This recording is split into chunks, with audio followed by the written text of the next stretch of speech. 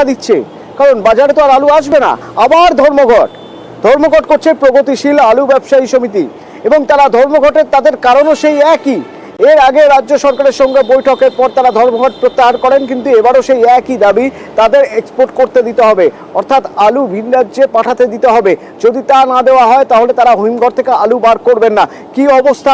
আমার সঙ্গে দুই প্রতিনিধি দুই জায়গা থেকে রয়েছেন। অত্যন্ত গুরুত্বপূর্ণ দুটি জেলা যেখান থেকে আলু সারা রাজ্যে পাঠানো হয়।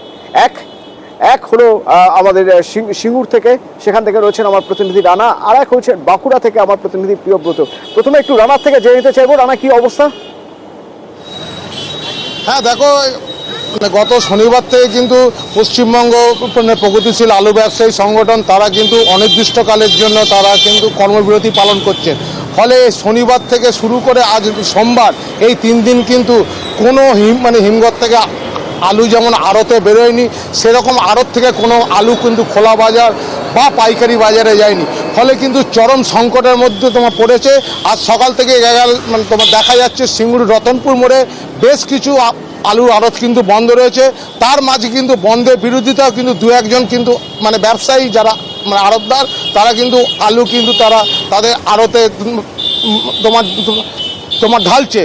ফলে একটা কিন্তু তোমার যেটা এদের যেটা দাবি যে এই যে আলু যে ভিন রাজ্যে যদি না পাঠানো হয়, ফলে এই যে সমস্যা তারা কিন্তু অনির্দিষ্টকাল ধরে তারা যেমন চালিয়ে যাবেন। পাশাপাশি এই যে আলু ভিন রাজ্যে পাঠানো হয় সেই আলু কিন্তু এখানকার যে আমাদের বাংলার মানুষ খায় না, এই একটা কিন্তু তারা ব্যবসায়ীরা দাবি তুলছেন। ফলে এই যে আলু 3 দিন ধরে যে সমস্ত আলু যদি খোলা বাজারে না যায়, আবার বাজারে সংকট তৈরি হতে পারে আলুর। ধন্যবাদ জানা। আমাদের কর্মবিরতিটা হচ্ছে ভিন্ন রাজ্যে আলুটা না পাঠানোর জন্যই কর্মবিরতি। এর কারণ হচ্ছে মেদিনীপুর, বাঁকুড়া বা বীরভূম এইসব জেলার আলুগুলো আমাদের কলকাতায় চলে না। এই আলুগুলো আপনার বিহার, উড়িষ্যা বা ভিন্ন রাজ্যে এইসব আলুগুলো চলে যায়। আলু যা আছে যথেষ্ট আছে, আলু কোনো অসুবিধে হবে না বলেই মনে হচ্ছে, কিন্তু এবার হয়তো 2-3 দিন বন্ধ থাকলে কলকাতায় হাক। প্রিয়ব্রত রয়েছেন। বাঁকুড়ার কি অবস্থা? বাঁকুড়ার ব্যবসায়ী সমিতি কি বলছে? দেখো অতুল, সকাল থেকে তুমি জানো যে বাঁকুড়ার যে হিমঘরগুলি রয়েছে সেখানে কিন্তু আলু ওঠানামা বন্ধ হয়ে গেছে, এবং বাজারেও যে আলুর যোগান খুব একটা বেশি রয়েছে তেমনটাও নয়।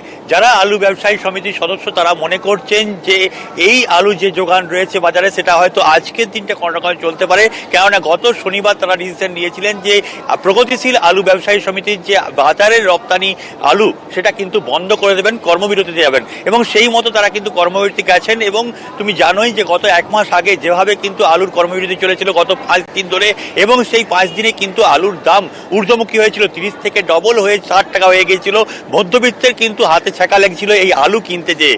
সেই অবস্থা কিন্তু আবার পুনরাবৃত্তি হতে চলেছে, কেননা যে আলুর ব্যবসায়ী সমিতির যে আন্দোলন ছিল তখন কিন্তু রাজ্যের 2 মন্ত্রী তারা কিন্তু আশ্বাস দিয়েছিলেন যে আলু ভিন রাজ্যে রপ্তানি করা যাবে, কিন্তু যখন রপ্তানি করতে গেল ব্যবসায়ীরা তখন দেখলো যে পুলিশি হয়রানি, প্রশাসনের হয়রানির মধ্যে পড়তে হলো, এবং সেই কারণে তারা কিন্তু অনির্দিষ্টকালের জন্য এই আলু ব্যবসায়ী সমিতির পক্ষ থেকে কর্মবিরতির ডাক দেওয়া হয়েছে। এক্ষেত্রে বাজার দর যেমন বাড়বে সেক্ষেত্রে আলুর যোগান বাজারে কিন্তু কমতে শুরু করবে। আর সেই কারণেই আলু ব্যবসায়ী সমিতি চাইছেন অন্তত পক্ষে রাজ্যের পক্ষ থেকে কোনো রকম একটা ব্যবস্থা করা হোক যাতে এই ধর্মঘটটা তুলে নিতে পারেন। কিন্তু রাজ্য সরকারের পক্ষ থেকে যদি সদুত্তর না দেওয়া হয় বা কোনো সৎ চিন্তা ভাবনা না করা হয় সেক্ষেত্রে তারা কিন্তু অনির্দিষ্টকালের জন্য এই ধর্মঘট চালিয়ে যাবেন। অতনু, ধন্যবাদ। হঠাৎ করে এই মাঝপথে সরকার বলছেন না আলুটার দাম বেড়ে গেছে, বাইরে পাঠানো যাবে না। এখনো আমাদের স্টোরে যেটা মজুদ আছে সেটা কিন্তু রাজ্যের পর্যাপ্ত চাহিদা মিটিয়েও অতিরিক্ত থেকে যাবে, যেটা কিন্তু যদি বাইরে না যায় আলুটা আলটিমেটলি লোকসানে যেতে হবে। আমরা 48 ঘন্টা অপেক্ষা করেছি এবং অত্যন্ত দুঃখের সঙ্গে আমাদের জানাতে বাধ্য হচ্ছি যে আমরা আজকে ডিক্লেয়ার করতে বাধ্য হয়েছি যে আমাদের এই ছাড়া রাস্তা নেই। এটা আমাদের রুজি রুটি এবং আত্মসম্মানের প্রশ্ন আছে। একই অবস্থা বর্তমানের হিমঘরগুলোতেও, সেখান থেকেও আলু বাজারে আসছে না। শরদিন্দু প্রতিনিধি আমার সঙ্গে রয়েছেন। শরদিন্দু, এই অবস্থা যদি চলতে থাকে তাহলে তো খোলা বাজারে আবার আলুর দাম বাড়বে।